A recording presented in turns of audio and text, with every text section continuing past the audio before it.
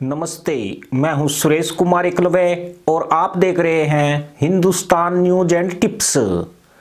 भारत से पंगा लेना सिर्फ पाकिस्तान को ही नहीं, अब चीन को भी बहुत भारी पड़ गया है।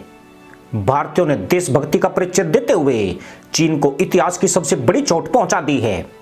यह चोट कितनी बड़ी है, इसका अंदाजा इसी बात से लगाया जा सकता है कि चीन की इंडस्ट्री लगभग घुटनों पर आ गई है और उसे 50,000 करोड़ रुपए का बहुत बड़ा नुकसान हुआ है। इससे न केवल चीन की अर्थव्यवस्था पर असर पड़ा है, बल्कि 30,000 से ज्यादा चीनी बेरोजगार भी हो गए हैं। साथ ही 1,600 से ज्यादा फैक्ट्रियां तो बंद हो गई है या फिर उनके पहिए कछुआ चाल से चल रहे हैं। चीन को सबक सिखाने के लिए सरकार पर दबाव बनाने वाले भारतीयों ने अब यह बेड़ा खुद ही उठा लिया है। देश की जनता अब अपने अंदाज में चीन को करारी चोट पहुंचा रही है। जानकर हैरानी होगी कि सिर्फ दिवाली के पर्व पर चीन 1,12,000 करोड़ रुपए का निर्यात करता था, लेकिन जून 2020 की गलवान झड़प के बाद भारतीयों ने चीन को माकूल जवाब दिया है।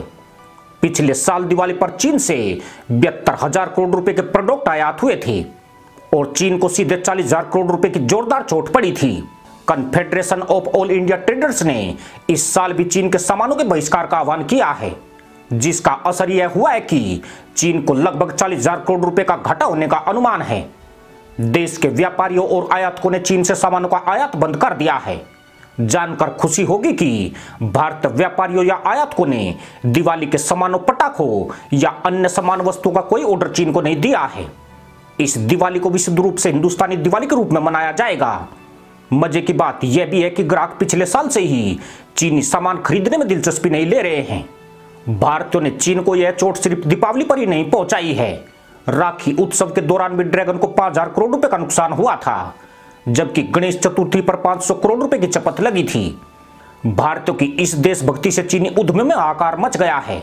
रिसर्च विंग द्वारा चीनी सामानों के बहिष्कार को लेकर 20 वित्तीय शहरों में कराए गए सर्वे में चौंकाने वाले तथ्य सामने आए हैं। इस सर्वे के मुताबिक दिवाली पर देश भर के ग्राहक सामानों की खरीदारी पर करीब 2 लाख करोड़ रुपए खर्च कर सकते हैं, पर इनमें 1 रुपया भी चीनी सामानों पर खर्च नहीं करेंगे। इसमें व्यापारियों ने चीनी सामान नहीं बेचने का फैसला किया है। पिछली बार उन्हें जबरदस्त घाटा उठाना पड़ा था और ग्राहकों ने चीनी सामान खरीदने से मना कर दिया था। इस बार व्यापारियों ने चीनी माल नहीं मंगाया है और देश में बने उत्पादों को बेचने का संकल्प लिया है। दिवाली पर 80 से 90 करोड़ रुपए का बाजार चीनी झालरों का रहता था, जो इस बार 8 से 10 करोड़ पर आकर ठहर गया है। ग्राहक चीनी झालरों का विकल्प मांग रहे हैं, बेशक वह कीमत में ज्यादा ही क्यों ना हो। इससे इंडिया झालर की मांग बढ़ने से इसकी वैरायटी भी बढ़ गई है। अब तो खुद व्यापारी भी कहने लगे हैं कि वह समय दूर नहीं है जब चीनी उत्पादों का आयात बंदी हो जाएगा। चीन का झेजियांग प्रांत दुनिया का स्मॉल कमोडिटी का सबसे बड़ा हब है।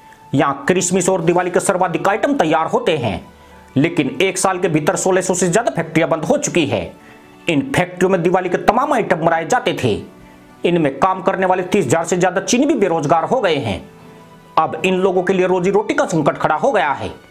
दूसरा, रोजगार पाने के लिए इन्हें नया काम सीखना पड़ेगा। कोरोना महामारी ने भी चीन की अर्थव्यवस्था पर असर डाला है। सिर्फ भारत ही नहीं, दुनिया भी चीनी माल से किनारा कर रही है। पश्चिमी देशों ने चाइनीज प्रोडक्ट की गुणवत्ता की जांच के नियम बेहद सख्त कर दिए हैं। इससे भी चीनी प्रोडक्ट की मांग में भारी कमी आई है।